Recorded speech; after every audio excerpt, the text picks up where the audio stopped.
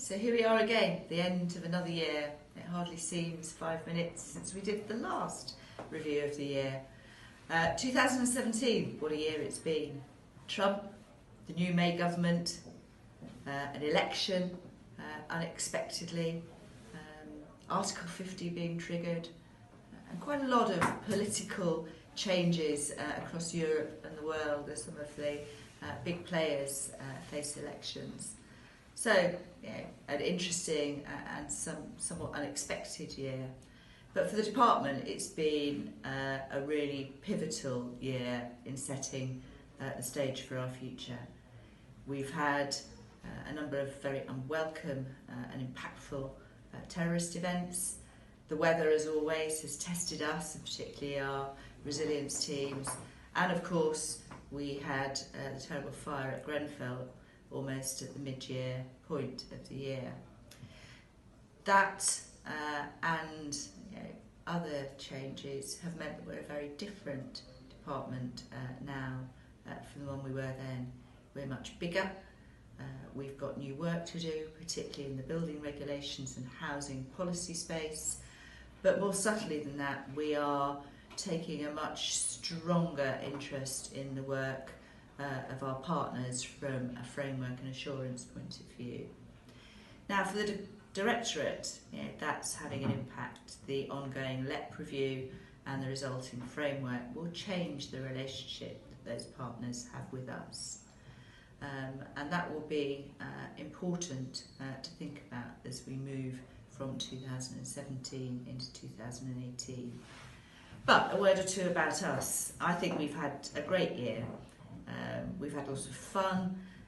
We've had some great staff survey results. We've worked enormously hard on our current business, keeping our delivery partners confident and engaged, and working our way steadily towards our spend and delivery targets, despite the trickiness of not having a fully operational computer system.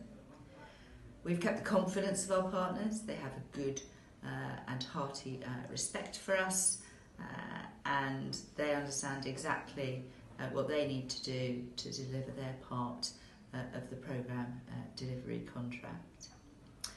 And of course, we had the early Christmas present of the sufficient progress decision and the text that sits beneath that saying that we'll remain in the MFF framework activity until the end of its life. Decoded, that means that there's a commitment in the draft agreement to continue ERDF and ETC programmes to their end, with a clause that says we can make some sensible negotiated changes post-2019 if we choose. So that's great. Gives delivery certainty for us and for our partners, provided of course the European Council vote the agreement through, and sets the stage for a really productive delivery year in 2018 as we head for N+3.